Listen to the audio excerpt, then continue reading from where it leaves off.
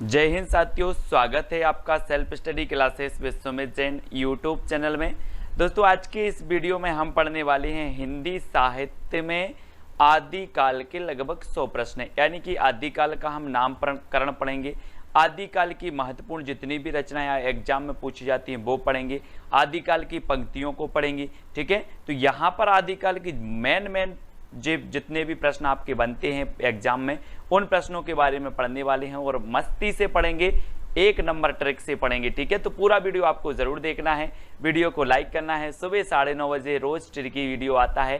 ठीक है, रात्रि 9 बजे हिंदी का टेस्ट होता है।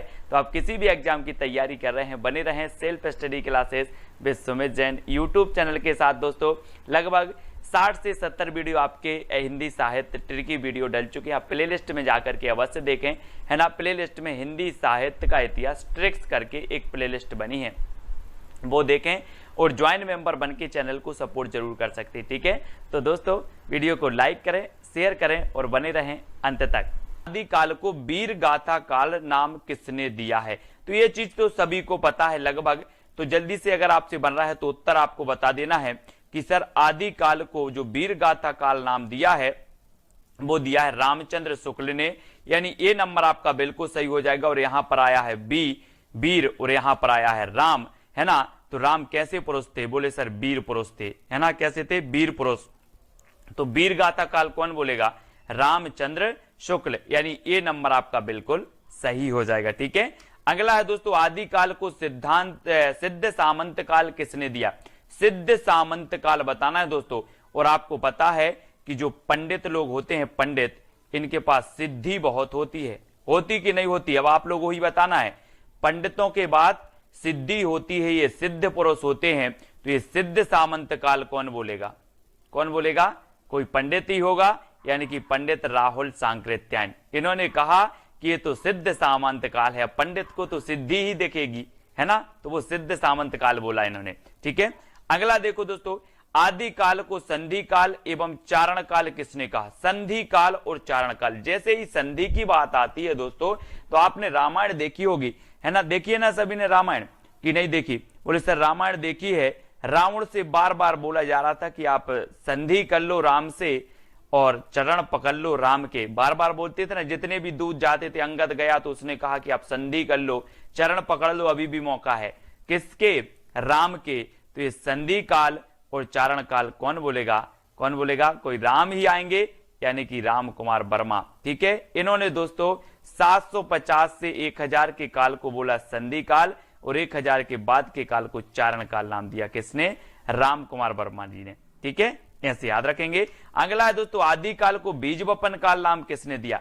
अब 4 विकल्प हैं दोस्तों। आपको पता है कि विश्व में अहिंसा के बीज किसने बोए? अहिंसा के बीज किसने बोए? अहिंसा की बात किसने की है? और वो की है किसने? महावीर भगवान ने। किसने की है? महावीर भगवान ने अहिंसा की बात की है, अहिंसा के बीज बोए हैं। तो यहां पर बीज बोए तो बीज वपन काल, और किसने बोए हैं बीज अहिंसा के? महावीर ने। तो महावीर प्रसाद द्विवेदी। बोले सर अहिंसा के बीज बोए हैं महावीर भगवान ने, तो बीज वपन काल कौन बोलेंगे? महावीर प्रसाद द्विवेदी, यानी ए नंबर आपका बिल्कुल सही हो जाएगा। और दोस्तों अगला क्वेश्चन है, आदिकाल को अपभ्रंश काल किसने कहा है? बहुत ही बढ़िया है दोस्तों, और बताना है आपको, है ना। 4 विकल्प हैं, 4 में से चयन करना है और आपका क्या हो जाएगा? बोले अपभ्रंश को तो गोली मारो, धीरे से हिंदी की बात करो। अपभ्रंश को तो गोली मारो, धीरे से हिंदी की बात करो, है ना। और गोली मारो तो गोलेरी, और धीरे से हिंदी की बात करो तो धीरेन्द्र वर्मा ने अपभ्रंश काल कहा है दोस्तों। अपभ्रंश काल आदिकाल को, अपभ्रंश को गोली मारो, धीरे से हिंदी की बात करो, तो गोली से गोलेरी और धीरे से धीरेन्द्र वर्मा, इन्होंने दोनों ही अपभ्रंश काल कहा है आदिकाल को। ठीक है, इस प्रकार से याद करेंगे। अगला है, आदिकाल को संक्रमण काल किसने कहा है दोस्तों? संक्रमण काल। 4 विकल्प हैं और आपको पता है संक्रमण का काल चल ही रहा है ना। घर वाले बोलते हैं ज्यादा हरिश्चंद्र मत बनो, खेलने कोई नहीं जाएगा, खेलने बाहर खेलने कोई नहीं जाएगा। किससे बोलते? बच्चों से घर वाले बोलते हैं कि ज्यादा हरिश्चंद्र मत बनो, कोई भी खेलने नहीं जाएगा, है ना, नहीं तो क्या हो जाएगा? संक्रमण हो जाएगा। तो खेलने नहीं जाएगा तो आपका राम खेलावन पांडे, है ना, हरिश्चंद्र मत बनो तो हरिश्चंद्र वर्मा। इन दोनों ने ही दोस्तों संक्रमण काल कहा है आदिकाल को। ठीक है, ये चीज याद रखनी। आपसे पूछा जाएगा आदिकाल को संक्रमण काल किसने कहा है, बोले खेलने जाते हैं तो संक्रमण हो जाता है ना, और घर वाले बोलते कि हरिश्चंद्र मत बनो, खेलने नहीं जाना, है ना। तो हरिश्चंद्र वर्मा और राम खेलावन पांडे इन्होंने कहा है संक्रमण काल आदिकाल को। ठीक है, अगला है दोस्तों आदिकाल को अंधकाल, अंधकार और बाल्यावस्था काल नाम किसने दिया। बहुत ही बढ़िया है दोस्तों। अब अंधकार काल और अंधकाल ये अलग अलग हैं, है ना, नाम दिया है। तो अंधकाल और बाल्यावस्था जो नाम दिया है वो दिया है किसने, रमाशंकर शुक्ल रसाल ने। किसने दिया, रमाशंकर शुक्ल रसाल ने दिया है ना। और बोले जो बाल्यावस्था में रस है वो कहीं भी कोई भी अवस्था में नहीं है, रस से रसाल। ठीक है, रसाल बाल्यावस्था काल रसाल ने कहा है, अंधकाल भी रसाल ने कहा है। ठीक है, किसने, रमाशंकर शुक्ल रसाल ने। ठीक है, अंधकाल।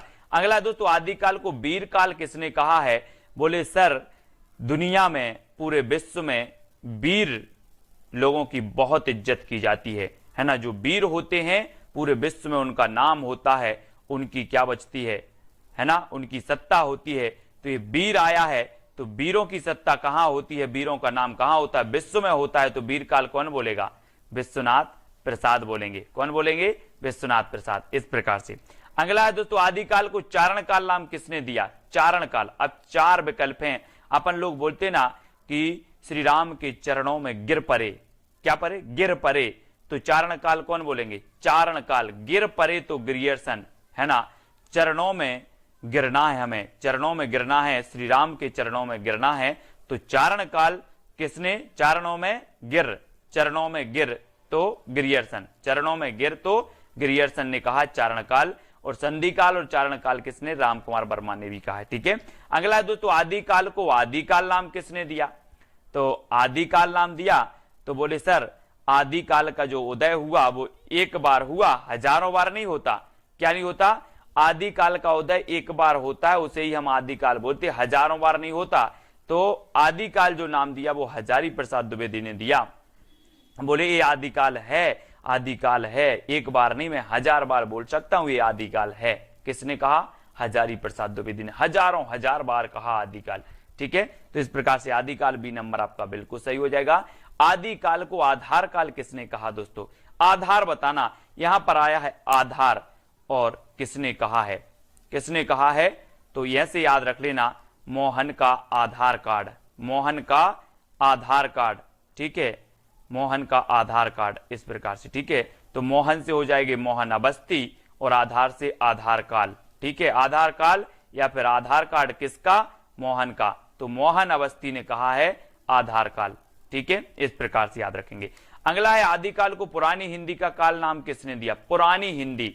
और दोस्तों आपने देखा होगा कि साहित्यिक हिंदी को किसने माना था, पुरानी साहित्यिक अपभ्रंश को माना था किसने, शुक्ल जी ने। पुरानी हिंदी को अपभ्रंश माना था किसने, गुलेरी जी ने। तो पुरानी हिंदी का काल जो कहा है वो किसने कहा है, गुलेरी जी ने, गुलेरी। पुरानी हिंदी का काल गुलेरी जी, चंद्रधर शर्मा गुलेरी। ठीक है, इन्होंने कहा कि पुरानी हिंदी का काल है, पुरानी हिंदी का काल, आदिकाल पुरानी हिंदी का काल है। 7 नंबर गुलेरी जी ने ही कहा है। ठीक है, इसको याद रखेंगे। अगला है दोस्तों आदिकाल को उद्भव काल किसने कहा है, उद्भव काल। और आपको पता है अपन लोग क्या बोलते हैं कि इस पृथ्वी पर वासुदेव का क्या हुआ, उद्भव हुआ है। वासुदेव का उद्भव हुआ है। अब पाप क्या हो जाएंगे, नष्ट हो जाएंगे। तो ये उद्भव हुआ है किसका, वासुदेव का, उद्भव वासुदेव। तो वासुदेव सिंह ने कहा है दोस्तों उद्भव काल, हिंदी के आदिकाल को। ठीक है, वासुदेव। अगला है आदिकाल को अपभ्रंश काल, जातीय साहित्य का उदय, अपभ्रंश काल, जातीय साहित्य का उदय, ये नाम किसने दिया है। बहुत ही बढ़िया नाम है और आपको पता भी होनी चाहिए। और ये नाम दिया है दोस्तों किसने, बच्चन सिंह ने। अपभ्रंश काल, जातीय साहित्य का उदय। ठीक है, अब बोले सर बच्चन जो होते हैं, बच्चन लोग, बच्चे लोग होते हैं, उन्हें क्या करना, जाति पाति से, है ना, उन्हें जाति आति से कुछ नहीं रहता। यहाँ पर जाति आया तो बच्चे लोग जाति आति का भेद नहीं रखते। तो जातीय साहित्य का उदय, अपभ्रंश काल, जातीय साहित्य का उदय, बच्चन, बच्चे से, बच्चन से। ठीक है, इस प्रकार से डी नंबर आपका सही होगा। आदिकाल को प्रारंभिक काल और शून्य काल नाम किसने दिया। प्रारंभिक काल और शून्य काल। बहुत ही बढ़िया प्रश्न है दोस्तों। और जब हम कोई भी चीज प्रारंभ करते हैं तो क्या बोलते हैं, यार प्रारंभ कर रहे हैं, श्री गणेश करो, श्री गणेश करो यानी कि प्रारंभ करो, श्री गणेश करो यानी प्रारंभ करो, है ना। तो प्रारंभिक काल कौन बोलेंगे, कौन बोलेंगे, गणपति चंद्रगुप्त। किसने कहा प्रारंभिक काल और शून्य काल, गणपति चंद्रगुप्त, यानी सा नंबर आपका बिल्कुल सही हो जाएगा। श्री गणेश करो, है ना, प्रारंभ करो, श्री गणेश करो, इस प्रकार से।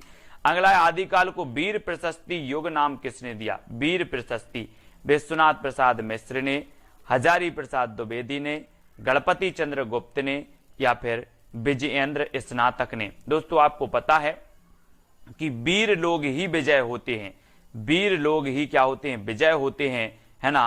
तो वीर लोग क्या होते हैं, विजय होते हैं। तो वीर प्रशस्ति युग कौन बोलेगा, विजयेंद्र स्नातक, विजयेंद्र स्नातक यानी डी नंबर। वीर प्रशस्ति युग किसने कहा, बोले सर वीर लोग विजय होते हैं, तो विजयेंद्र स्नातक, डी नंबर आपका बिल्कुल सही हो जाएगा, है ना। अगला क्वेश्चन है आदिकाल को प्राचीन काल नाम किसने दिया। विश्वनाथ प्रसाद मिश्र ने, हजारी प्रसाद द्विवेदी ने, गणपति चंद्रगुप्त ने, या फिर शंभुनाथ सिंह ने।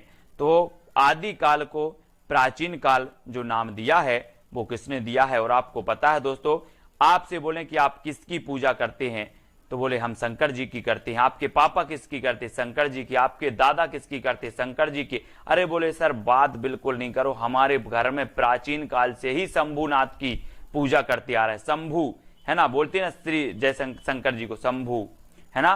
तो बोले हम प्राचीन काल से ही शंभु की पूजा करते आ रहे हैं, तो शंभुनाथ से हैं। प्राचीन काल कौन बोलेंगे, शंभुनाथ से हैं, है ना, शंभुनाथ से हैं, यानी डी नंबर आपका बिल्कुल सही हो जाएगा, शंभुनाथ से। ठीक है। अगला है दोस्तों आदिकाल को संक्रांति काल किसने किया। संक्रांति, संक्रांति से अब ऐसा नहीं लगता कि संक्रांत एक त्योहार होता ना, संक्रांत, संक्रांति आ गई अपन बोलते। तो क्या होता है संक्रांति में, लड्डू वड्डू का प्रसाद मिलता है। काय का प्रसाद मिलता है, लड्डू वड्डू का प्रसाद मिलता है सभी को। तो इस संक्रांति में प्रसाद मिलता है, तो संक्रांति काल कौन बोलेंगे, कौन बोलेंगे, कोई प्रसाद ही होंगे, राम प्रसाद मिश्र। कौन होंगे, राम प्रसाद मिश्र। तो प्रसाद मिलता है संक्रांति को, तो राम प्रसाद मिश्र ने कहा है संक्रांति काल। ठीक है, यानी डी नंबर आपका बिल्कुल सही हो जाता है। अगला है दोस्तों आदिकाल को अनिर्दिष्ट लोक प्रवृत्ति का युग किसने कहा, यानी कि प्रश्न क्रमांक 19। आदिकाल को अनिर्दिष्ट लोक प्रवृत्ति का युग विश्वनाथ प्रसाद मिश्र ने, हजारी प्रसाद द्विवेदी ने, रामचंद्र शुक्ल ने, या फिर राम प्रसाद मिश्र ने। तो आदिकाल को अनिर्दिष्ट लोक प्रवृत्ति का जो युग कहा है वो कहा है रामचंद्र शुक्ल ने, है ना। ये बहुत ही बढ़िया है, अनिर्दिष्ट लोक प्रवृत्ति का युग था आदिकाल, ऐसा कथन कहने वाले थे तो वो रामचंद्र शुक्ल जी थे, सी नंबर। और आपको पता है कि रामचंद्र शुक्ल ने प्रवृत्तियों के आधार पर कालों का नामकरण किया, प्रवृत्तियों के आधार पर। तो इन्होंने अनिर्दिष्ट लोक प्रवृत्ति का काल कहा है। अब प्रवृत्ति आया तो समझ जाना कि रामचंद्र शुक्ल ने ही कहा होगा। ठीक है। अगला है आदिकाल को आरंभिक काल नाम किसने दिया। दोस्तों हमने पढ़ा था प्रारंभ कोई हम कार्य करते हैं प्रारंभ, तो श्री गणेश करते हैं प्रारंभ। अब यहां पर आरंभिक काल आ गया, तो एक बात याद रख लेना कि आरंभिक में जब आप कोई भी चीज करते हो आरंभिक में, तो क्या करते हो कि सब मिश्रित कर देते हो, है ना। ये भी ले लो वो भी ले लो, सब मिश्रित कर देते हो। क्या करते हो, मिश्रित कर देते हो आरंभ में, फिर धीरे धीरे से अपना ब्रांड बनाते हो, ब्रांड। तो आरंभ में हम सब मिश्र कर देते हैं, तो मिश्र बंधु, ये मिश्र बंधु ने कहा था आरंभिक काल, यानी डी नंबर आपका बिल्कुल सही हो जाएगा, मिश्र बंधु। ठीक है। तो यहां पर दोस्तों जितने भी आपके नामकरण से संबंधित थे, जितने विद्वानों के मत थे, वो पूरे विद्वान मैंने आपको बता दिए, याद भी आपको करवा दी जहां जैसी ट्रिक निकली। अब आपको बताना है कि आदिकाल को अत्यधिक विरोधी एवं व्याघातों का युग किसने कहा। बहुत ही बढ़िया प्रश्न है, अत्यधिक विरोधी एवं व्याघातों का युग ये किसने कहा, ऐसे कथन भी पूछे जाते हैं। और यहां पर आपका अत्यधिक विरोधी और व्याघातों का युग कहा है हजारी प्रसाद द्विवेदी ने, हजारी प्रसाद द्विवेदी ने। इन्होंने कहा कि आदिकाल के बारे में तो हजारों विरोध हैं, हजारों विरोध हैं, तो इन्होंने कहा कि अत्यधिक विरोधी एवं व्याघातों का युग है।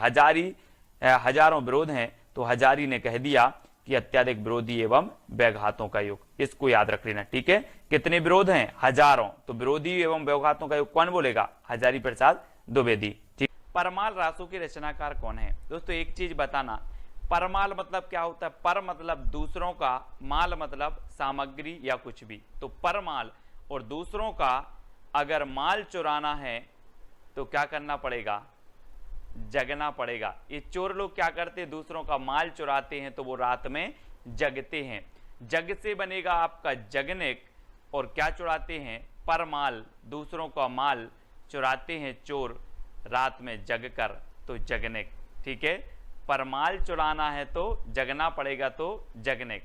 परमाल रासो जिसे कि आलाखंड कहा जाता है, और ये दोस्तों इसके जो रचयिता हैं वो कौन है, जगनिक हैं। ठीक है, सभी लोगों को वैसे पता होगा। अगला है बीसल देव रासो के रचनाकार कौन है, कई बार एग्जाम में पूछी जाती है।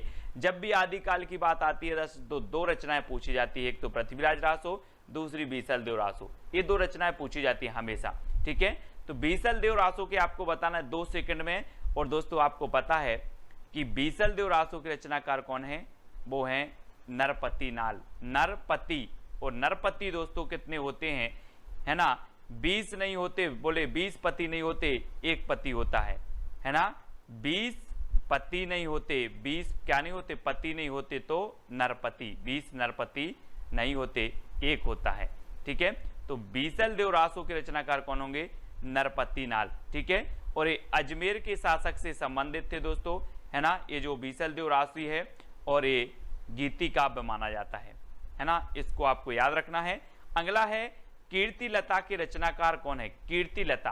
दोस्तों आपको पता है कि कीर्ति उसी की फैलेगी जिसमें विद्या है, जिसमें विद्या है उसकी कीर्ति जगह जगह फैलेगी, जिसमें विद्या नहीं है उसकी कीर्ति नहीं फैलेगी।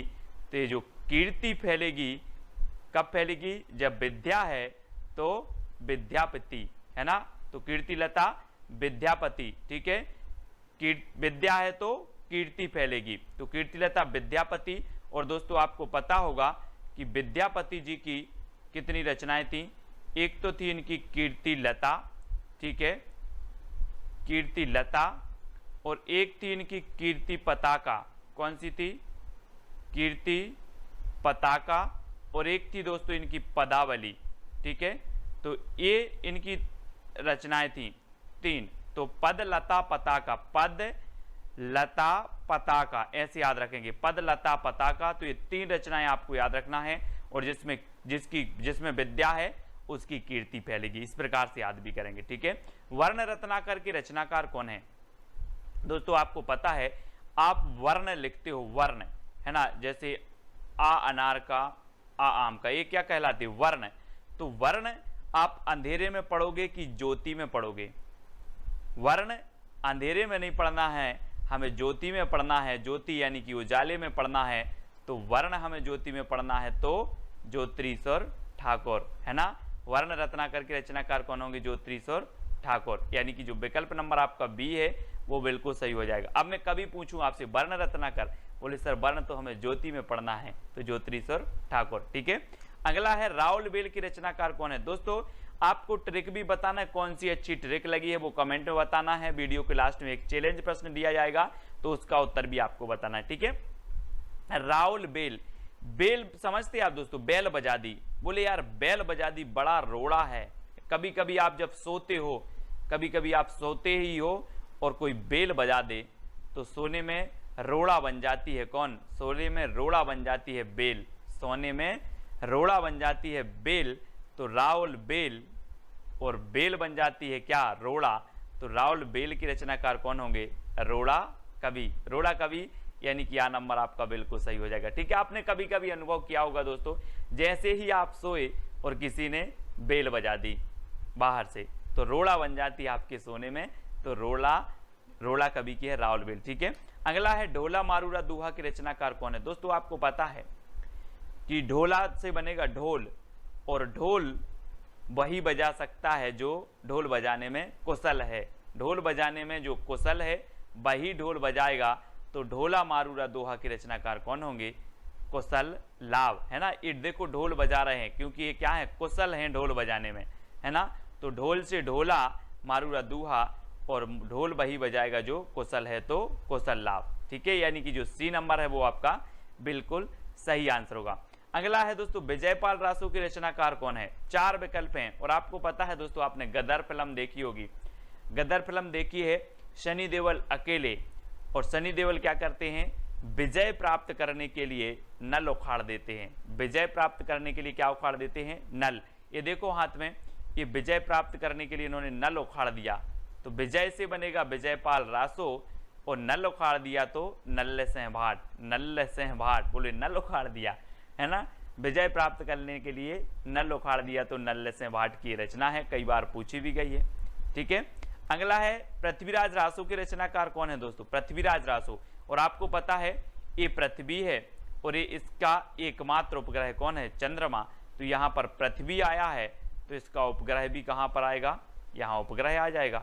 तो पृथ्वी का उपग्रह चंद्रमा, तो चंद्रवरदाई। पृथ्वीराज रासो चंद्रवरदाई। पृथ्वी का उपग्रह चंद्रमा तो चंद्रवरदाई। ये नंबर आपका बिल्कुल सही हो जाएगा। ठीक है, अगला है दोस्तों जवाहर खुसरवी की रचनाकार कौन है? जवाहर खुसरवी।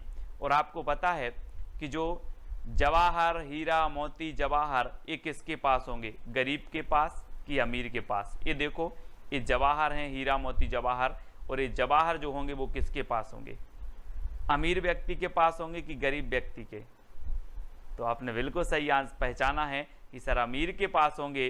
तो जवाहर खुसरवी की जो रचना होगी वो किसकी होगी? अमीर खुसरो। और खुसरवी से तो खुसरो है ही, तो खुसरवी। ठीक है, अगला क्वेश्चन आपको बताना दोस्तों, जय मयंक जस चंद्रिका के रचनाकार कौन है? तो 4 विकल्प हैं।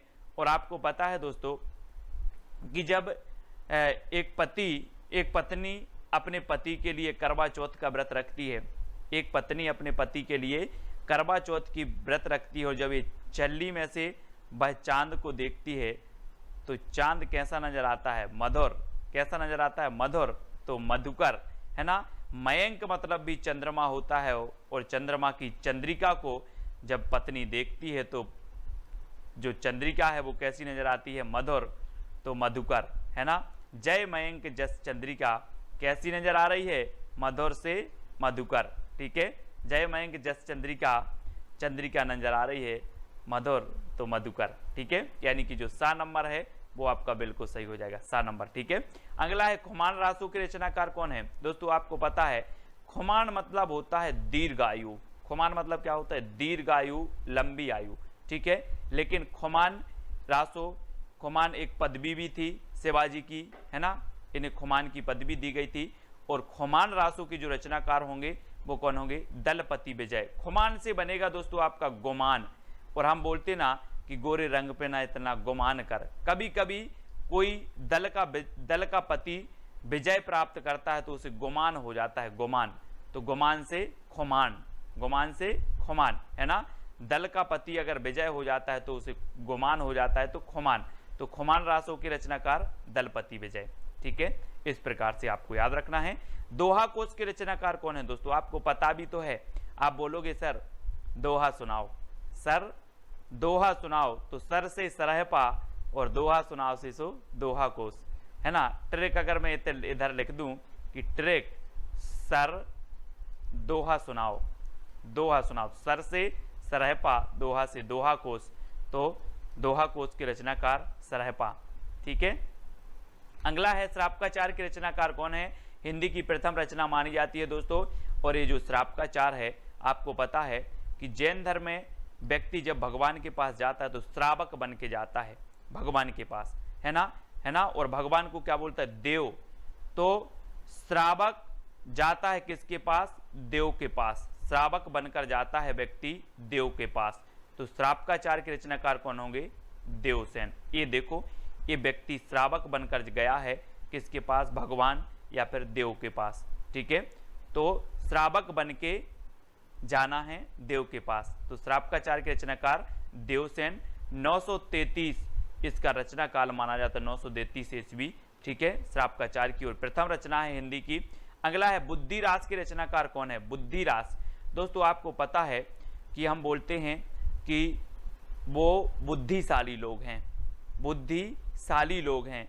तो यहाँ पर वही तो पूछी गया है कि बुद्धिशाली, तो बुद्धिशाली यानी कि बुद्धिशाली भद्रसूरी। बुद्धिरास शाली भद्रसूरी। और किसी किसी की तो साली भी बहुत बुद्धिमान होती है। बोलते हैं जिसकी शादी हो गई बोले मेरी साली बहुत बुद्धिमान है ना। तो बुद्धि से बुद्धि और बुद्धिशाली, शाली ऐसे याद रखना, बुद्धिशाली, वो बुद्धिशाली लोग हैं, तो बुद्धिशाली से बुद्धिराज, शाली से शालीभद्र सूरी, है ना, तो बुद्धिशाली इस प्रकार से। अगला है रेवंतगिरी रास के रचनाकार कौन है? 4 विकल्प में 2 सेकंड में आपको बताना है दोस्तों। आपको पता है कि रेवंतगिरी एक पर्वत था, जैन धर्म से संबंधित पर्वत है रेवंतगिरी, और रेवंतगिरी की पर विजय प्राप्त करनी थी। बहुत सारे राजा सोचते थे कि रेवंतगिरी पर क्या करनी है, विजय प्राप्त करनी है, काय पर, रेवंतगिरी पर। तो रेवंतगिरी रास की रचनाकार कौन होंगे? विजय प्राप्त करनी है तो विजय सेन सूरी। रेवंतगिरी पर क्या प्राप्त करना है? विजय, तो विजय सेन सूरी, है ना, ये विजय सेन सूरी की रचना है, यानी कि आपका जो विकल्प नंबर सी है वो सही हो जाएगा। अगला है चंदनवाला रास की रचनाकार कौन है? दोस्तों चंदनवाला, हम जब मंदिर जाते हैं तो चंदन की आस लगा के जाते हैं, चंदन की आस, चंदन की आस। ये देखो, ये महाशय चंदन की आस लगा के बैठे थे, तो इनको चंदन लग गया, तो याद रख लेना, चंदन की आस तो आसगु, चंदन की आस तो आसगु, ठीक है। चंदन वाला रास किसकी होगी? आस से आसगु, है ना, चंदन की आस, इतना याद करना, चंदन की आस तो आसगु कवि की है। कुमारपाल प्रतिबोध के रचनाकार कौन है? कुमारपाल प्रतिबोध, दोस्तों आपको पता होगा आजकल के जो कुमार हैं वो सोम रस बहुत पी रहे हैं, सोम, है ना, कुमार लोग सोम रस पी रहे हैं, तो सोम प्रभ सूरी, सोम प्रभ सूरी, इस प्रकार से याद करेंगे। कुमार लोग सोम पी रहे हैं तो सोम प्रभ सूरी, है ना, डी नंबर आपका बिल्कुल सही हो जाएगा। कुमारपाल प्रतिबोध की रचनाकार सोम प्रभ सूरी। कच्छुली रास की रचनाकार कौन है? कच्छुली रास आपको पता है दोस्तों, आपसे मैं पूछूं कच्छुली, कच्छुली बाजार गए थे कच्छुली, बोले हाँ, मैंने तिलक लगाकर प्रज्ञा ली, है ना, प्रज्ञा तिलक, है ना, इस प्रकार से मैंने प्रज्ञा ली तिलक लगाकर, तो प्रज्ञा तिलक कच्छुली रास। बोले कच्छुली रास, कच्छुली, तो बोले हाँ, ली, प्रज्ञा ली, प्रज्ञा, है ना, तो प्रज्ञा तिलक, कच्छुली प्रज्ञा तिलक, प्रज्ञा तिलक। ये देखो, ये तिलक लगाकर क्या ले रहे हैं? प्रज्ञा ले रहे हैं, प्रज्ञा यानी कि प्रतिज्ञा, है ना, वही ले रहे हैं, तो कच्छुली बोले प्रतिज्ञा ली तिलक लगाकर, ठीक है, इस प्रकार से। जयचंद्र प्रकाश के रचनाकार कौन है दोस्तों? 4 विकल्प हैं, और आपको पता है दोस्तों कि केदारनाथ में हमें क्या करना है? चंद्रमा का प्रकाश करना है। केदारनाथ में चंद्रमा का प्रकाश करना है, तो चंद्र से चंद्रमा, और चंद्रमा का प्रकाश कहाँ करना है? केदारनाथ में, तो केदार भट्ट। चंद्रमा का प्रकाश करना है कहाँ? केदारनाथ में, तो केदारनाथ भट्ट, केदार भट्ट की रचना है जयचंद्र प्रकाश। जय मयंक जस चंद्रिका ये मधुकर की है ना, और जयचंद्र प्रकाश ये केदार भट्ट की है, ठीक है। अगला है दोस्तों हमीर रासों के रचनाकार कौन है? दलपति विजय, सारंगधर, केदार भट्ट या फिर सोमप्रभ सूरी। तो हमीर रासो कई बार पूछी गई है, याद रख लेना, ये सारंगधर की है। किसकी है? सारंगधर, ठीक है, हमीर रासो सारंगधर। जन्म अवधि हम रूप निहारल, नयन न त्रिपति भेल, ये पंक्ति किसकी है? आपसे पूछा जाता है, तो आपको बताना है। 4 विकल्प हैं, विद्यापति की, चंद्रवरदाई, तुलसीदास या फिर सरहपा की। तब आपका दोस्तों यहां पर आप एक चीज देखो, हमें क्या देखना है, इसका अर्थ नहीं देखना है, सिर्फ ये चीज देखनी कि इसको याद कैसे जाए, ये पंक्ति किसकी होगी। यहां पर देखो तिरपति, पति आया, पति, तो दोस्तों यहां भी देख लो पति कहां आया, यहां भी ये पति आ गए, विद्यापति। जन्म अवधि हम रूप निहारल, नयन न तिरपति भेल, यानी कि यहां पर पति आया, तो उत्तर में भी आपका पति आएगा, तो ये जो पंक्ति होगी वो किसकी हो जाएगी? किसकी हो जाएगी? विद्यापति की, ठीक है। आ नंबर आपका बिल्कुल सही हो जाएगा। अगला देखो दोस्तों, गोरी सेवे सेज पे मुख पर डारे केस, ये पंक्ति कई बार पूछी गई है दोस्तों। अब आपको बताना है कि ये पंक्ति किसकी है। और एक चीज मैं आपको बता दूं कि जो यहां पर आया है एक शब्द सेज, सेज मतलब होता है दोस्तों कोमल बिस्तर, है ना, कोमल बिस्तर, मखमल के गद्दे, वो सेज कहलाता है। और बताना दोस्तों कि ये कोमल गद्दे, मखमल के गद्दों पर अमीर व्यक्ति सोएगा या गरीब व्यक्ति सोएगा? आप बताना, गरीब के पास तो नहीं होंगे मखमल के गद्दे, कोमल गद्दे, किसके पास होंगे? अमीर के पास। तो सेज मतलब होते हैं कोमल गद्दे, मखमल के गद्दे, और इस सेज पर गरीब नहीं सो सकता, अमीर सो सकता है, तो अमीर खुसरो। ठीक है, इस पंक्ति के रचयिता कौन हो जाएंगे? अमीर खुसरो। ऐसे ही पूरी पंक्तियां आपको याद हो जाएंगी दोस्तों। अगला देखो, देसिल बैना सबजन मिठा, देसिल बैना सबजन मिठा, ये पंक्ति किसकी है? और मैंने आपको कई बार बताया है कि मिठा मिठा बोल थारो काय बेगेड़े, काय बेगेड़े थारो काय बेगेड़े। दोस्तों आपको पता है, जिस व्यक्ति में विद्या होती है, जिस व्यक्ति में ज्ञान होता है, वो मीठा मीठा बोलता है। जिस व्यक्ति में विद्या नहीं होती है वो कर्कश बोलता है, उसकी आवाज खराब लगती है ना। तो आपके अंदर भी विद्या है और आपको कैसा बोलना है? मिठा मिठा बोलना है। तो याद रख लेना, मिठा मिठा वो बोलता है जिसके अंदर विद्या होती है। तो ये देसिल बैना सबजन मिठा, ये किसकी पंक्ति हो जाएगी? किसकी होगी? विद्यापति की। ठीक है, और इनकी रचनाएं कौन सी हैं? पद लता पताका पदावली, कीर्ति लता कीर्ति पताका कीर्ति लता, और कीर्ति पताका अभट्ट भाषा में है, पदावली मैथिली भाषा में है। याद रख लेना है दोस्तों। और देसिल बैना सबजन मिठा, यानी कि मिठा मिठा, ये विद्यापति। ठीक है, आ नंबर आपका सही होगा। मैथिल कोकिल भी इन्हें कहा जाता है, कोकिल के जैसा बोलते हैं दोस्तों ये। ठीक है, इस प्रकार से याद रखेंगे। अगला है पुस्तक जल्लड़ हाथ दई चली गज्जन निरपकाज। तो ये 4 विकल्प हैं, आपको पता है दोस्तों। जल्लड़ था किसके पुत्र का नाम? चंद बरदाई के पुत्र का नाम था जल्लड़, है ना। और चंद बरदाई ने पृथ्वीराज रासो की क्या की है? रचना की है, पृथ्वीराज रासो की। उसके कुछ अंक छूट गए थे तो अधूरा था, तो उसको जो पूरा किया पृथ्वीराज रासो को, जल्लड़ ने किया है ना। तो दोस्तों जल्लड़ को पुस्तक हाथ में देकर वो नृपकाज यानी कि राजा के काज में चले गए थे। तो वो है यहां पर कि पुस्तक जल्लड़ हाथ दे चली गज्जन नृपकाज। तो कौन चले गए थे?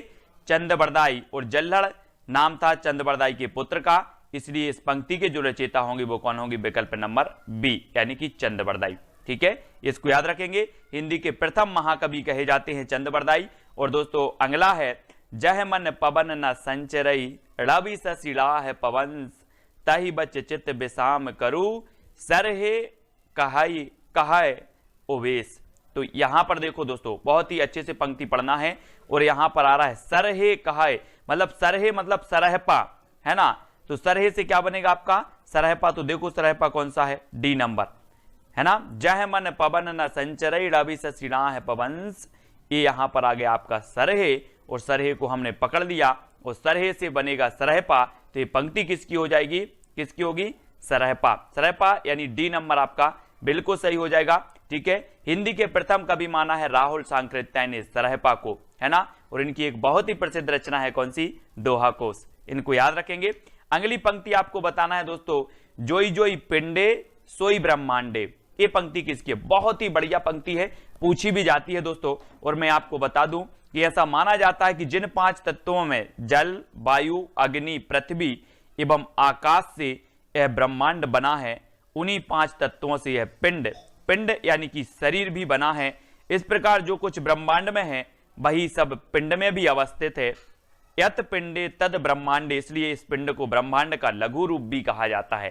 तो जोई जोई पिंडे सोई ब्रह्मांडे, ये एक अर्थ इससे लिया गया है। और दोस्तों आपको पता है कि ये जो पंक्ति है वो किसकी है? गोरखनाथ की है। किसकी है? गोरखनाथ की है। इन्होंने कहा था कि संसार में क्या रखा है? माया मोह को इन्होंने त्याग दिया। किसने? गोरखनाथ जी ने। और दोस्तों एक जो साधना है, अंतः की साधना इन्होंने की। तो ये इन्होंने कहा था कि जोई जोई पिंडे सोई ब्रह्मांडे। किसने कहा था? गोरखनाथ ने कहा था कि जो दोस्तों जलवायु, अग्नि, पृथ्वी, आकाश, ये जो 5 तत्व हैं ये ब्रह्मांड में है, वही 5 तत्व हमारे शरीर में हैं। तो इस प्रकार से आपको गोरखनाथ की ये पंक्ति याद रखना है, जोई जोई पिंडे सोई ब्रह्मांडे। ठीक है, अगला है 12 बरस लो कुकर जीबे अरु 13 लो जिए सियार, बरस 18 क्षत्रिय जीबे आगे जीवन को धिक्कार। आपको नहीं लग रहा ये दोस्तों आला है? आला। और आला हम रात में जग कर पढ़ते हैं, आला हम रात में जग कर पढ़ते हैं।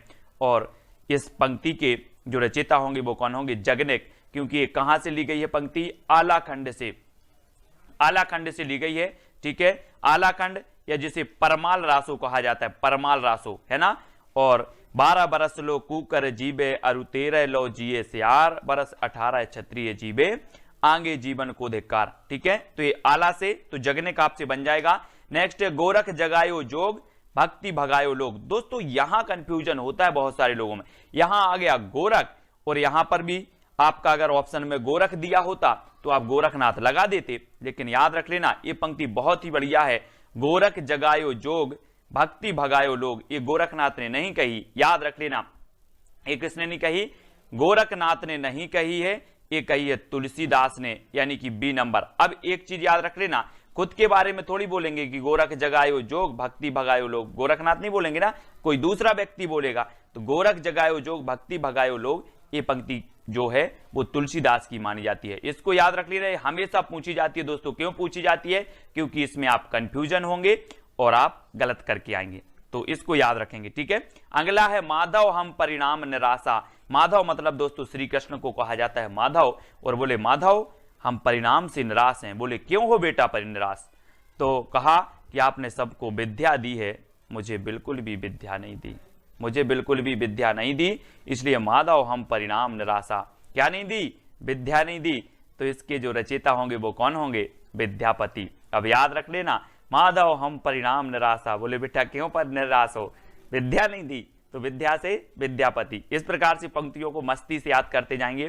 ठीक है, ये नंबर आपका बिल्कुल सही होगा। नेक्स्ट है जो जिण शासन भासियऊ सो भई कहियड़ सारू सो सरी पावई पारू। ठीक है, ये पंक्ति किसकी है दोस्तों? यहां पर 4 विकल्प हैं, 4 में से चयन करके आप बताएंगे।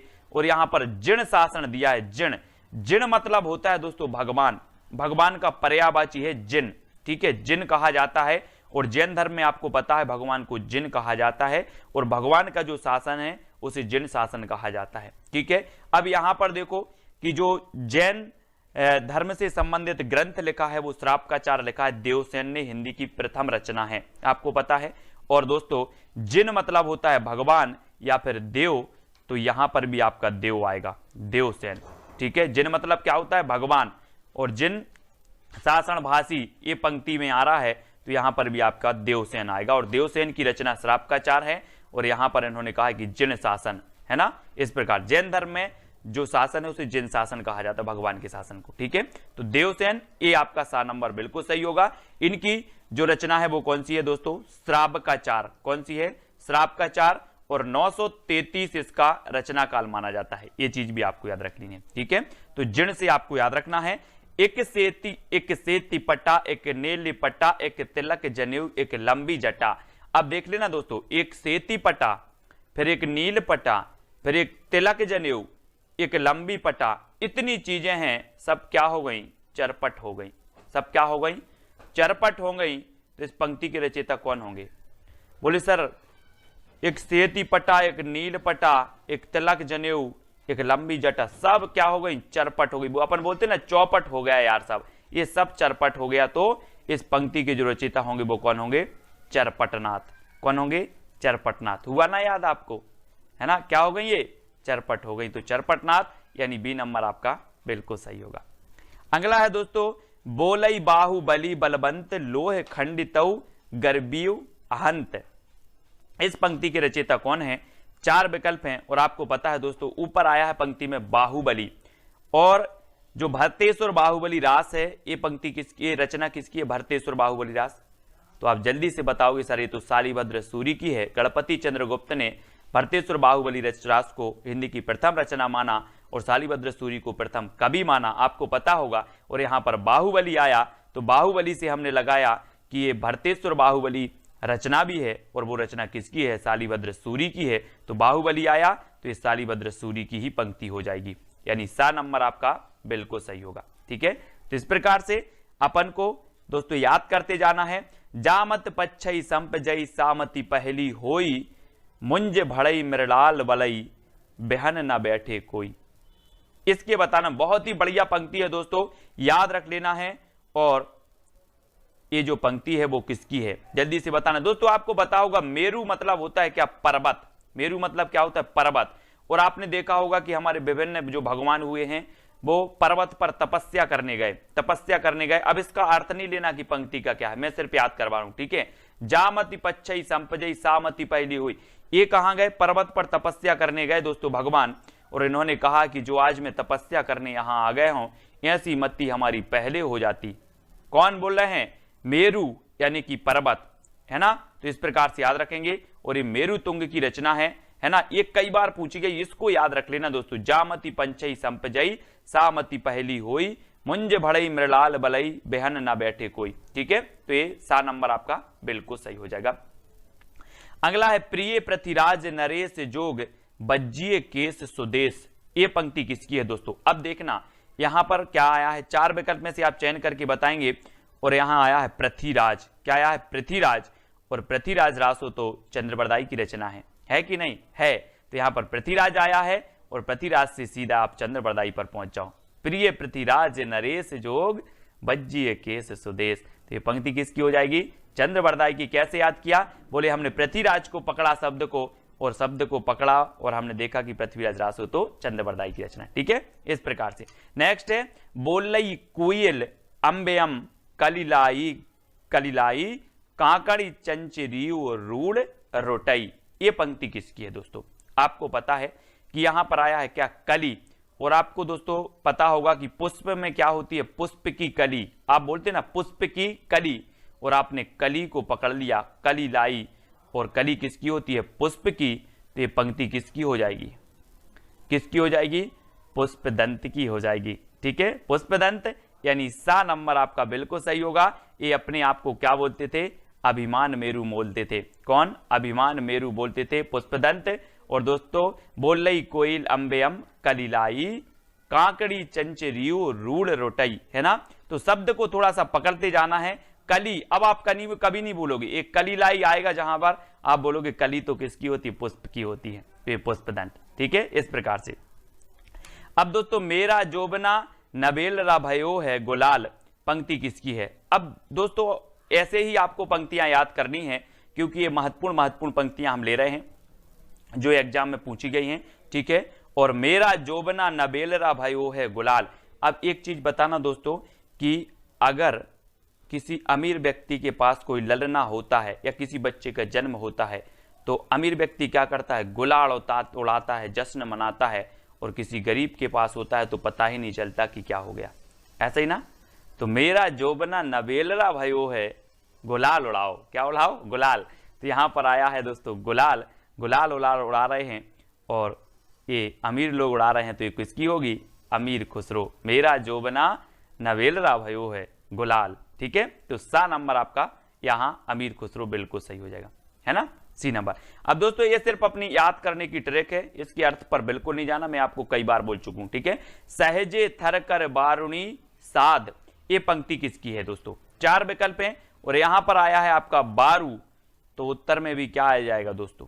क्या आ जाएगा? बीरू, बीरू या बारू, बीरू, बारू से बीरू, तो बिरूपा, है ना। सहजे थर करी बारुणी साध, ये किसकी है? बीरू या फिर बारू, बिरूपा की है। ठीक है, इस प्रकार से याद रखेंगे, बारू बीरू, है ना। अगला देख लो दोस्तों, हमीर हमीर कज्ज जज्जल भई, फोहा नल एह मई जलऊ, सुलितान शीस करबाल दह तज्ज कलेबर दिए चलियो। ये पंक्ति किसकी है? बहुत ही बढ़िया पंक्ति है दोस्तों। और यहां पर आया है दोस्तों क्या? हमीर। और आपको पता होगा एक रचना है हमीर रासो, हमीर रासो रचना है। और वो रचना किसकी है दोस्तों? सारंगधर की है ना। सारंगधर की, और ऐसा लिखा जाता है सारंगधर, है ना। यहाँ पर फॉन्ट आपको नहीं मिला तो इसलिए सारंगधर यानी कि डी नंबर आपका सही हो जाएगा, है ना। हमीर आया, शब्द को हमीर पकड़ लिया और बोले सर हमीर रासो तो सारंगधर की रचना है। तो हमीर कज्ज जज्जल भाई फोहा नल अहमत जलियू, ये पंक्ति किसकी हो जाएगी? हो जाएगी दोस्तों आपकी हमीर रासो से सारंगधर। ठीक है, सारंगधर की हो जाएगी। इस प्रकार से याद रखेंगे। ठीक है, अगला दोस्तों देख लेते हैं, चल खुसरो घर आपने रेन भई चहु देश, ये पंक्ति बताना है। और यहां पर तो सीधा सीधा आ गया खुसरो, आ गया खुसरो, तो आप डायरेक्ट लगा दोगे सर कि ये तो किसकी है? अमीर खुसरो की है। चल खुसरो घर आपने रेन भई चहु देश, यानी कि 19 का आपका सा नंबर बिल्कुल सही हो जाएगा। ठीक है, अमीर खुसरो की पंक्ति। अगला है दोस्तों, 9 लख पातरी आंगे नाचे, पीछे सहज अखाड़ा, ऐसे मन जोगी खेले तब अंतरी बसे भंडारा। ये पंक्ति किसकी है दोस्तों? गोरखनाथ ने कहा कि व्यवहार प्रधान एक शब्दी में गोरखनाथ ने कहा है कि हंसना खेलना और मस्त रहना चाहिए। काम क्रोध का साथ नहीं करना चाहिए, हंसना खेलना और गीत गाना चाहिए। ये किसने कहा है? गोरखनाथ ने कहा है।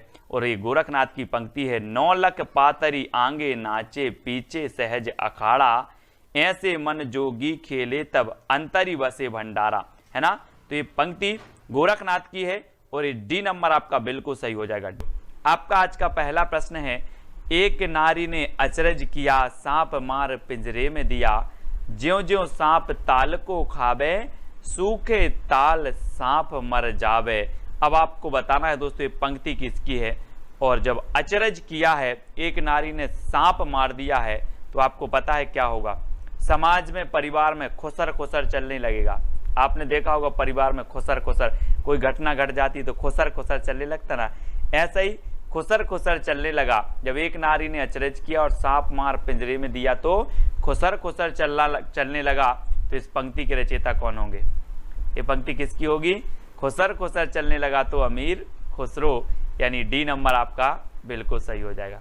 ठीक है ना। फनी ट्रिक दोस्तों आपको बताना है। अब पंडिये सैल सत्य बखाणई, देह ही बुद्ध बसंत न जानई। अब दोस्तों एक चीज बताना है, पंडिये और पंडित, और पंडित राहुल सांकृत्यायन ने हिंदी का प्रथम कवि किसे माना है? यहाँ पर आ रहा है पंडिये और हम इसका ले लेंगे पंडित, और पंडित ने किसे माना है? सराहपा को। तो ये पंक्ति भी किसकी होगी? सराहपा की होगी। बोले पंडिये सयल सत्य बखाणई, देह ही बुद्ध बसंत न जाने। अब दोस्तों इसमें आपको अर्थ बिल्कुल नहीं लेना, पंक्ति का अर्थ क्या है, हमें ट्रिक निकालना है कि हमें याद कैसी हो रही, माइंड में कैसे सेट हो रही कि ये किसकी है। ठीक है, वो चीज देखना है। तो यहाँ पर पंडिये और पंडिये से होगा पंडित, और पंडित ने राहुल सांकृत्यायन ने सराहपा को हिंदी का प्रथम कवि माना। तो ये पंक्ति भी किसकी हो जाएगी? सराहपा की हो जाएगी। ऐसे याद कर लेंगे। अगला है दोस्तों, किसका बेटा किसकी बहू, आप स्वार्थ मिलिया सहू। आपने देखा होगा दोस्तों, आपका जीवन निकल जाता है, मेरा बेटा मेरी बहू, है ना। आप जितना छोड़ के जाते हो, जितना छोड़ के आपकी मृत्यु हो जाती है, आप बहुत सारा धन छोड़ के जाते हो, ये बेटा और बहू सब चरपट कर देते हैं। क्या कर देते हैं? चरपट कर देते हैं। तो किसका बेटा किसकी बहू, आप स्वार्थ मिलिया सहू, सब चरपट कर देते हैं। तो ये पंक्ति भी किसकी हो जाएगी? चरपटनाथ की। यानी कि आपका जो ए नंबर है वो बिल्कुल सही हो जाएगा। दोस्तों आपको पूरा वीडियो जरूर देखना है, आपको सारी पंक्तियां याद हो जाएंगी। अबदू रहिया हाटे बाटे, रूस बरस की छाया, तजबा काम क्रोध लोभ मोह संसार की माया। आपको पता होगा दोस्तों, आदि काल में क्रोध मोह लोभ तजबे की बात किसने की है? किसने की है? बोले इनसे मुक्त हो जाओ और भगवान की साधना करो। किसने की है? गोरखनाथ, है ना। गोरखनाथ नाथ संप्रदाय के प्रमुख थे और इन्होंने कहा है कि काम क्रोध लोभ मोह ये सब संसार असार है ना। यही कहा है, भगवान की भक्ति करो। तो दोस्तों ये किसने कहा है? गोरखनाथ ने आदिकाल में कहा है ना। तो गोरखनाथ की ये पंक्ति हो जाएगी ए नंबर। ठीक है, अगला देखते हैं दोस्तों, बाल चंद बिजावई भाषा, दुह नहीं लग गई दुज्जन हासा। ये पंक्ति किसकी होगी? दोस्तों आपको पता है कि बाल आया, यहाँ पर बाल को पकड़ लो, और बाल काल से ही हम विद्या का अर्जन करते हैं। बाल काल से क्या करते हैं? बोले सर हम बालापन से, बाल काल से ही, बाल्यावस्था से ही विद्या का अर्जन करते हैं। तो इस बाल चंद ये जो पंक्ति होगी ये किसकी होगी? विद्या का अर्जन करते हैं तो विद्यापति। किसकी होगी? विद्यापति। और विद्यापति को मैथिल कोकिल कहा जाता है ना। आपने इनकी देसिल वो सबजन मिठा, आपने इनकी एक पंक्ति पढ़ी होगी, मैंने आपको बताई थी, है ना। तो इसको भी याद रखेंगे। विद्यापति की 3 रचनाएं बहुत प्रसिद्ध हैं, पदावली, कीर्तिलता और कीर्तिपता का, है ना। इनको याद रखेंगे। तो बाल को बालचंद पकड़ना है, बाल। ठीक है, अगला है नाद ना बिंदु ना रवि शशि मंडल, चिए राय सहाबे मोकल।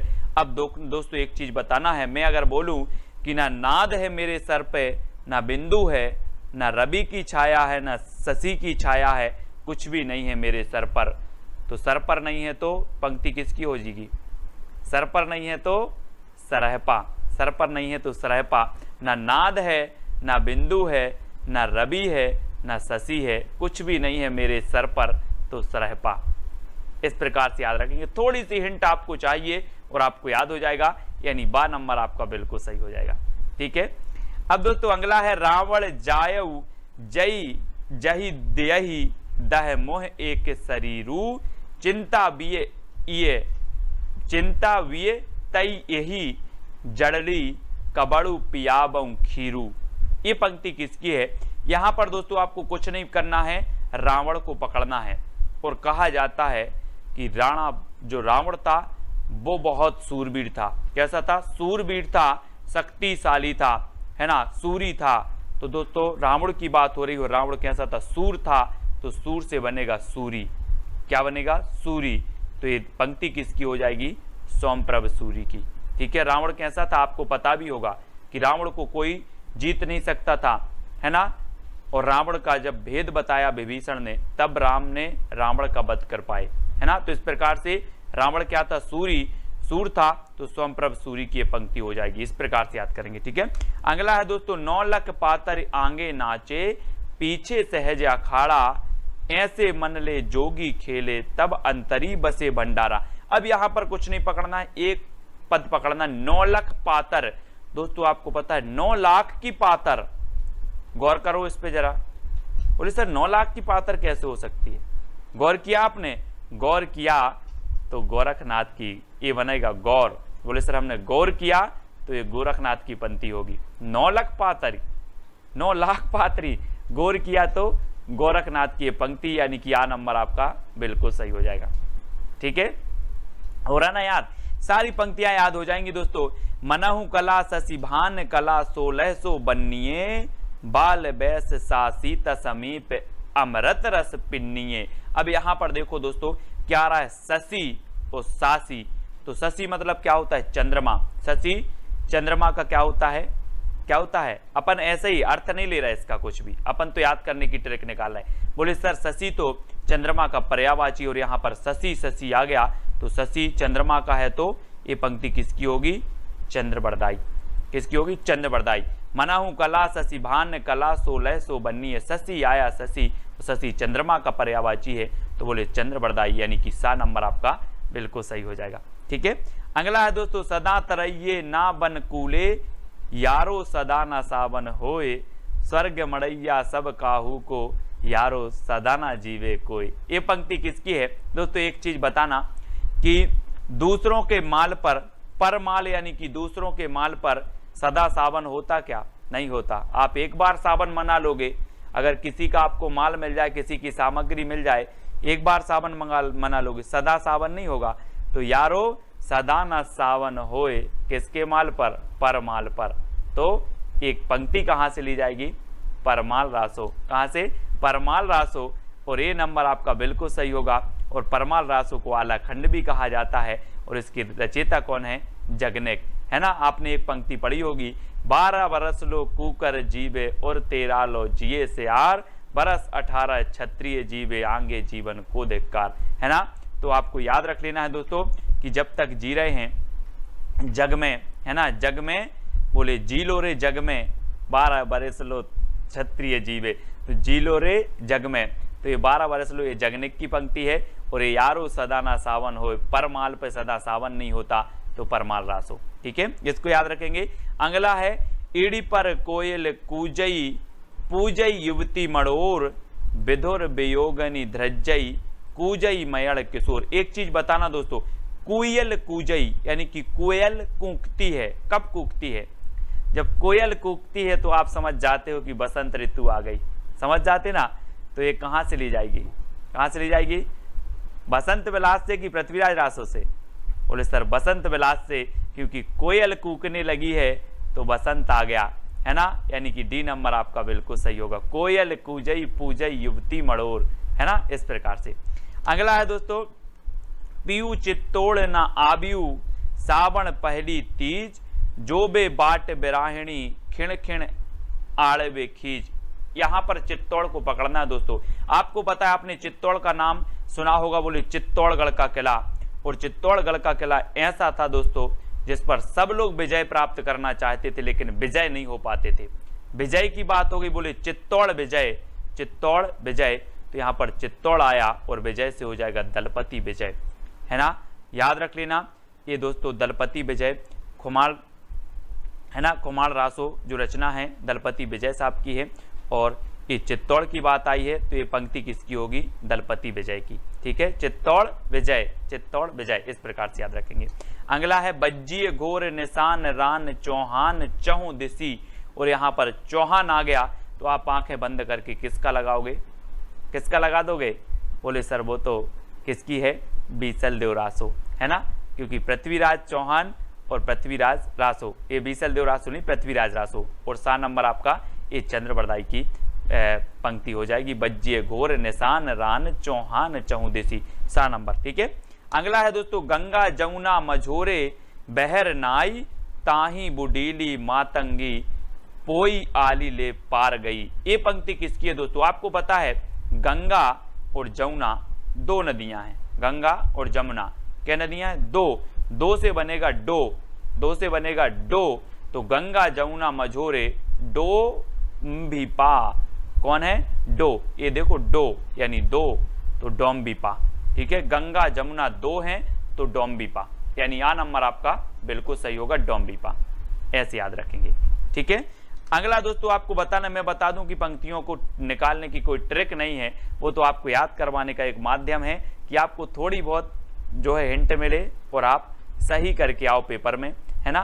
का आ तरुवर पंच बिडाल, ये पंक्ति किसकी है दोस्तों, का आ से बनेगा काया, और काया में हम क्या करते हैं, विभिन्न प्रकार के लेप लगाते हैं, कोई पाउडर लगाता है, कोई क्रीम लगाता है, लेप लगाते ना, तो काया में हम लेप लगाते हैं, तो काया से बनेगा लुईपा, लुईपा लेप यानी लुईपा, है ना, काया को लुईपा, काया को लुईपा, तो काया तरुवर पंच बिडाल, ये पंक्ति किसकी हो जाएगी, लुईपा की, और 7 नंबर आपका बिल्कुल सही होगा। ठीक है, अगला देख लेते हैं दोस्तों, एकड़ा के जई मंत्रणा तंत्र।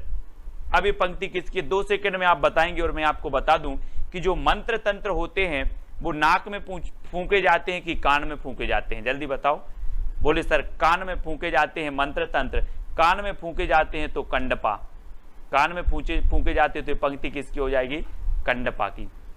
मंत्र तंत्र कहाँ फूंके जाते हैं, कान में, तो ये एकड़ा के जय मंत्रणा तंत्र, ये पंक्ति किसकी हो जाएगी, कंडपा की। ठीक है, यानी डी नंबर आपका बिल्कुल कंडपा, कान से कंडपा। ठीक है, अगला है दोस्तों पीयू संगम कऊ निछड़ी पीयू हो परोखो हो कैम्ब, ये पंक्ति बतानी है आपको, और पीयू से अपन क्या बोलते, पानी पीयू, पानी पीयू, तो दोस्तों हमें काय का, हेम, हिम का पानी पीयू, हिम, हिम मतलब जो होते भूखंड जमे, हिम का पानी पीयू, तो हिम से याद रख लेना, पानी पीयू तो हिम का, और हिम से बनेगा हेमचंद्र, हेम, और हेम मतलब भी हिम होता है, बर्फ होता है, आपको पता होगा, तो हिम का पानी पीयू, तो पीयू संगम कऊ निचड़ी पीयू हो परोख हो कैम्ब, है ना, तो हिम का पानी पीयू, इस प्रकार से, यानी कि हेमचंद्र। अब भ्रंश के व्याकरणाचार्य हैं दोस्तों, आपको पता होगा, और 7 नंबर आपका बिल्कुल सही हो जाएगा। ठीक है, अगला है एक थाल मोती से भरा सबके सिर पर औंधा धरा चारों ओर वह थाली फिरे मोती उससे एक ना गिरे। अब एक चीज बताना दोस्तों, एक थाल मोती से भरा होगा तो कहाँ होगा, गरीब के पास जो सड़क पर सोता है कि अमीर के पास, किसके पास होगा, बोले सर मोती भरा थाल तो अमीर के पास होगा, अमीर के पास होगा, तो पहली जो होगी ये किसकी हो जाएगी, अमीर खुसरो, यानी बी नंबर आपका बिल्कुल सही हो जाएगा। ठीक है दोस्तों, अगर आपको जौन सी भी ट्रिक अच्छी लगती है वो कमेंट में जरूर लिखा करें। जे हैं दिस दिस ते में रही मिले आई, ते हैं दिस दिस जा रही मिले आई, तो दिस दिस आ रहा दोस्तों, दिस दिस, और यहाँ पर दिस दिस, और आपको पता है दिस दिस मतलब दिशा की बात हो रही है, और दिशा में जो चारों दिशा में जो खुशबू फैल जाती है दोस्तों, वो किसकी फैल जाती है, पुष्प की। आप और हम बोलते हैं कि पुष्प की, फूल की खुशबू चारों दिशाओं में फैल गई, पुष्प की खुशबू चारों दिशाओं में फैल गई, तो यहाँ पर आ रहा है दिस दिस दिस दिस, और दिशा में खुशबू फैल गई काय की, पुष्प की, तो ये पंक्ति भी किसकी हो जाएगी, पुष्पदंत की। इनका एक ग्रंथ है दोस्तों महापुराण, जिसमें 63 सलाखाओं की का वर्णन किया गया है है ना, जीवन वृत्त है उसमें। और दोस्तों ये जो पुष्पदंत हैं ये अपने आप को अभिमान मेरु कहते थे, अभिमान मेरु, इनको भी याद रखेंगे पुष्पदंत जी को, ठीक है। और इनकी पंक्ति है, जेह दिस दिस तिम रई मिले आई, तेह दिस दिस जा रही मिले आई, ठीक है। तो दिस दिस आया मतलब आपको पुष्पदंत लगाना है, ठीक है। अगला है दोस्तों, पुरुष कहानी हो कहो जसु बत्थे पुण्य। अब एक कहानी आया है दोस्तों यहाँ पर, कहानी, और कहानी आपको पता है कहानी को अबहट्ट में कहा जाता है कहानी, कहानी को अबहट्ट में कहानी कहा जाता है। और अबहट्ट की हमने 2 रचनाएं पढ़ी हैं, कीर्तिलता और कीर्ति पताका, और ये 2 रचनाएं किसकी हैं, विद्यापति की। और यहाँ पर कहानी आया है और कहानी अबहट्ट में कहा जाता है, तो बोले सर 2 रचनाएं हैं विद्यापति की, कीर्तिलता और कीर्ति पताका, तो ये पंक्ति भी किसी की होगी, किसकी होगी, विद्यापति की, है ना। विद्यापति यानी कि ये कीर्तिलता से ले गई है दोस्तों, पुरुष कहानी हो कहो जसु पत्थैवे पुण्य, तो ये कीर्तिलता से ली गई है। कहानी आया और कहानी हमने पकड़ लिया कि कहानी अबहट्ट में कहा जाता है, और अबहट्ट की रचना 2 ही हैं, कीर्तिलता और कीर्ति पताका, तो ये कीर्तिलता से ली गई है और ये विद्यापति की पंक्ति हो जाएगी।